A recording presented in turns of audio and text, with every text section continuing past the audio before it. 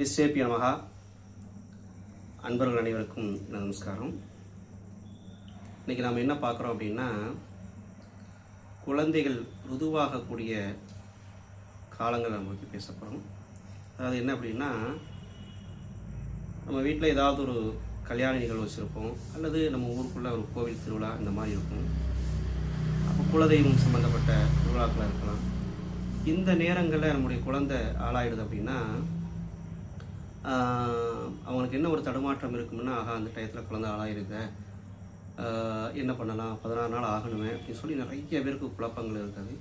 ஆனால் வேதங்கள்லேயோ இதிகாசங்கள் புராணங்கள்லேயோ எதுவுமே சொல்லலை, ருதுகாலத்தை பற்றி ஒன்றுமே சொல்லலை. அதனால் மேக்சிமம் 5 நாள் அல்லது 7வது நாள் எடுத்துக்கலாம். அதோடு என்ன அப்படின்னா, அந்த 5 அல்லது 7 இந்த நாள்களை நாம் அந்த புண்ணியாவாஜனத்தை எடுத்துக்கிட்டோம் அப்படின்னா, அன்னைக்கு அஷ்டமி நவமி இருக்காங்கிறத பார்த்துக்கலாம். அடுத்து சுப ஓரையை பார்த்துக்கலாம். அதுக்கடுத்து எடுத்துக்கிட்டிங்கன்னா அன்றைக்கி யோகத்தை பார்த்துக்கணும். இதுதான். அதுபோல் குழந்தைக்கு படு வச்சிருக்காங்கிறதையும் பார்த்துக்கலாம். மற்றபடி எந்த விதமான குழப்பம் வேண்டாம். கட்டாயமாக 16வது நாள் தான் புண்ணியாவாஜனம் பண்ணணும் அப்படிங்கிறது இல்லை. அடியனுக்கு தெரிந்த விஷயத்த சொல்கிறேன். அது என்னென்னா, இது வரைக்கும் நான் சப்ஸ்கிரைப் கேட்கவே இல்லை, ஆனால் இப்போ தான் முதல்ல சொல்கிறேன். இது வரைக்கும் கிட்டத்தட்ட ஒரு 20,000 பேருக்கு மேலே வியூவர்ஸ் பார்த்துருக்குறாங்க. அது ரொம்ப சந்தோஷமாக இருக்கிறது.